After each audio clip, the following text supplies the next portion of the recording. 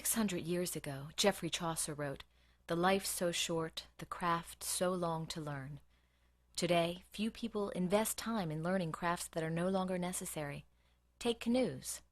Trendy sportsman stores offer them in various sizes and colors, and they can be possessed in the time it takes to sign a visa form. But it wasn't always so.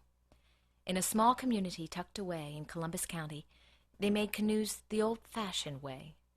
Crusoe Island residents crafted watercraft that were perfectly adapted to the green swamp.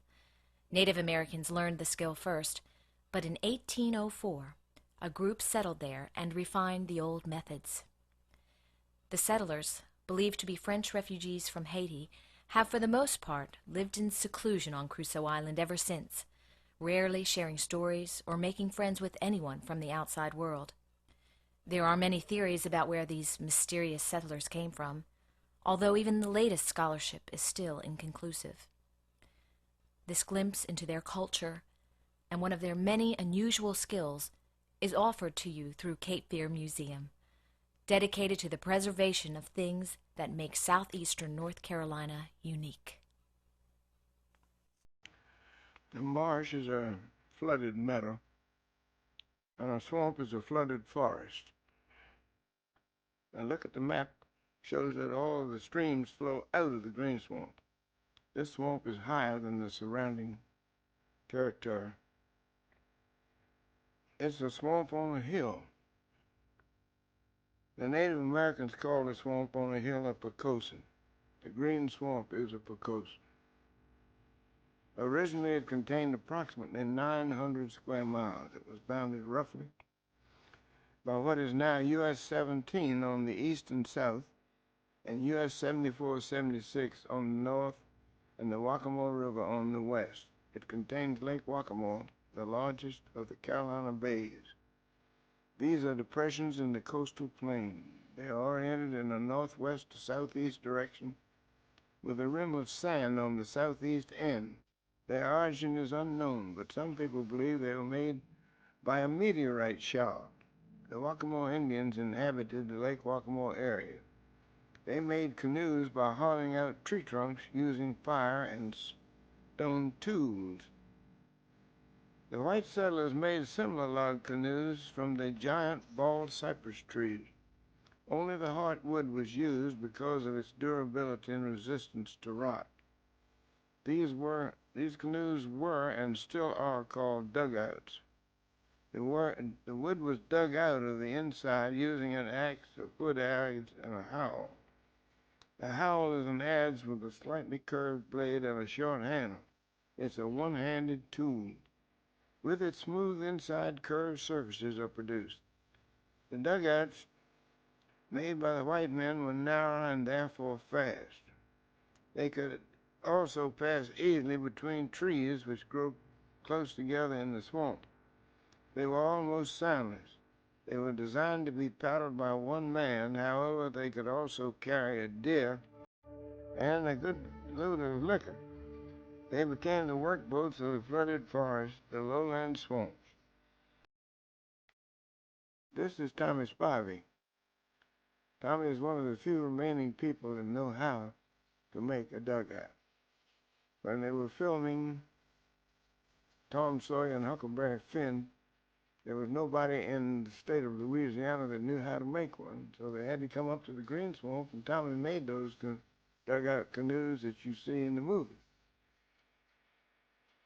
The need for such a canoe has decreased over the years, and the skill and know-how required to build one has nearly been lost. Also, very few large trees large enough for a dugout are still available. However, there's a settlement on a sand ridge which runs along the edge of the Waccamaw River. It is called Crusoe Island. Here, a few men still know how to make a dugout. Whether the skills will be passed on to future generations is problematical.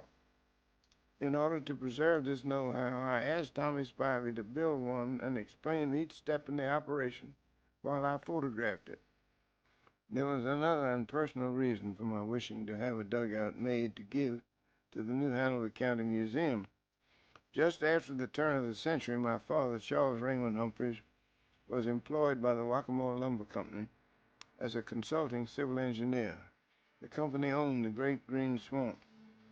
The inhabitants of Crusoe Island had been living there without benefits of legal title to the land. However, they could claim ownership by squatters' rights. My father went to the island and explained this to the inhabitants, and further that he would survey each piece to establish the boundaries and then have the claims registered in the land office in Whiteville, the county seat. This would prevent any controversy between them and the lumber company. Friendships were established, and when the work was completed several years later, the inhabitants took up a collection to buy my father a pistol as a token of their appreciation. One man, maybe Buck Lewis, paddled a dugout 10 miles up the Waccamaw River and then across the lake to Wallonish, where he got a ride to Wilmington, purchased the pistol, and returned. I wanted to present the pistol and the dugout to the museum as part of the history of southeastern North Carolina. Now this slide shows a 130-year-old cypress tree, which was donated by Dr. James Smith to make the dugout. W.J. Hodder, Jim, marked out the spot on which the tree was to be felled. He then cut a notch on that side of the tree and, using a chainsaw and hardwood wedges, dropped it perfectly. Getting the log out of the river swamp proved to be quite a problem, but eventually the canoe log was delivered to Tommy Spivey at Crusoe Island.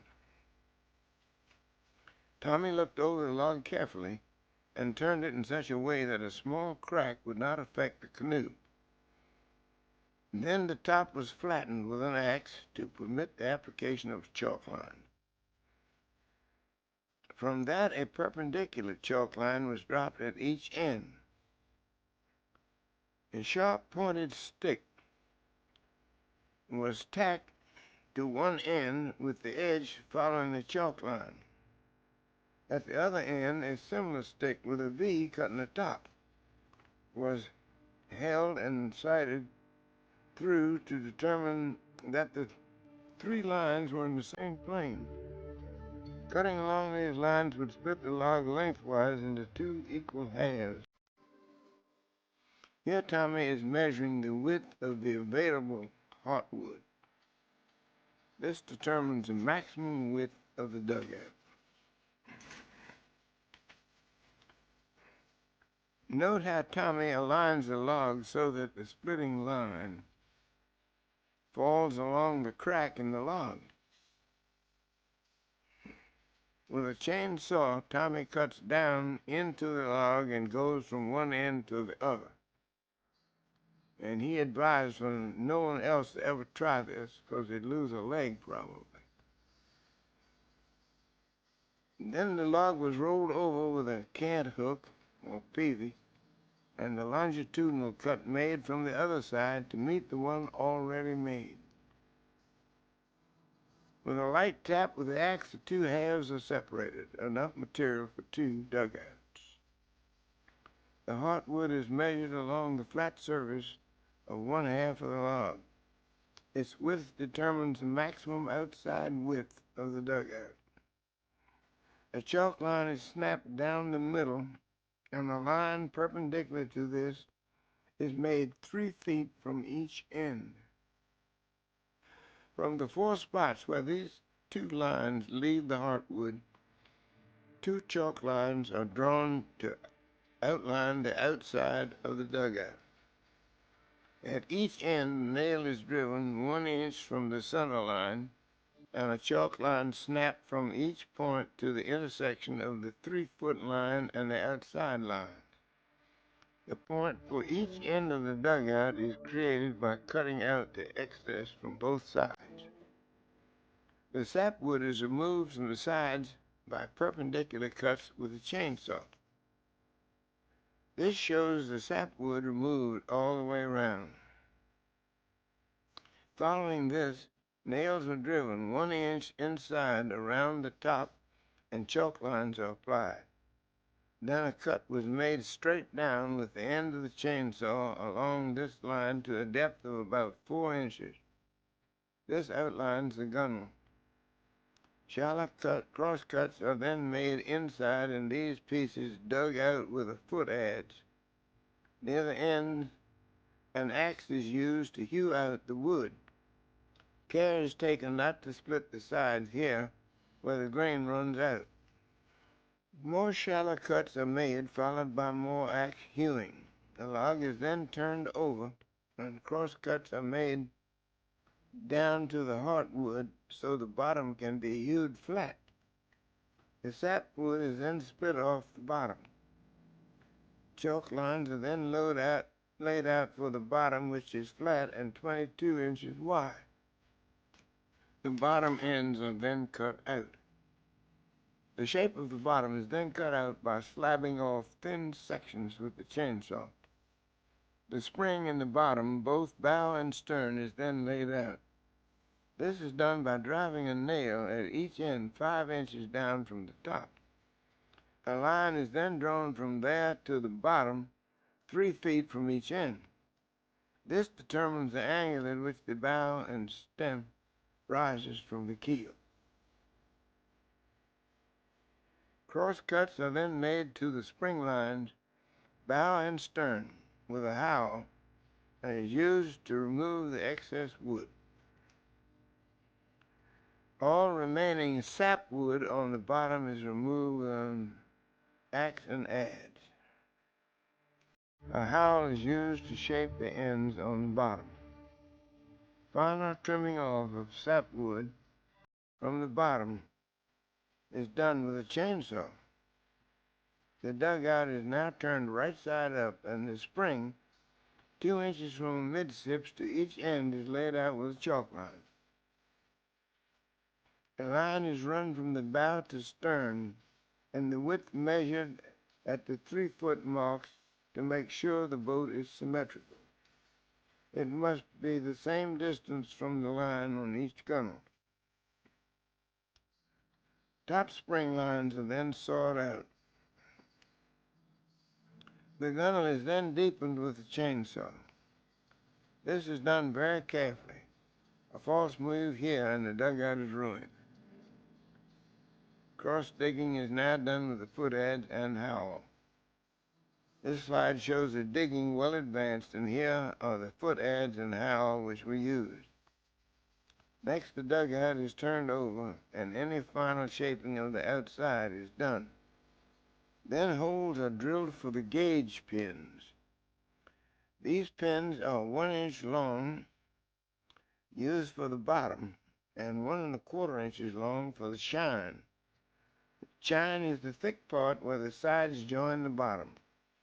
These pins are made of the heartwood that was dug out of the inside of the boat. They are whittled a little oversized and driven in for a snug fit. As the wood is the same as that of the dugout, it swells and shrinks to the same amount and never gets loose. These pins are hammered in flush with the outside. 12 pins total are put in, 1 line of 4 down the keel, and 1 line in the chine on each side. Then the boat is turned over, and digging is completed down to the top of the gauge pin. This results in the proper thickness in the proper places. Then a paddle is whittled out and a seat cut from the bottom. Both of these are made from heart cypress. The seat fits about 2 inches off the bottom and can be slid forward and aft to any position the paddler wishes. He sits cross-legged. Sometimes backrests are used.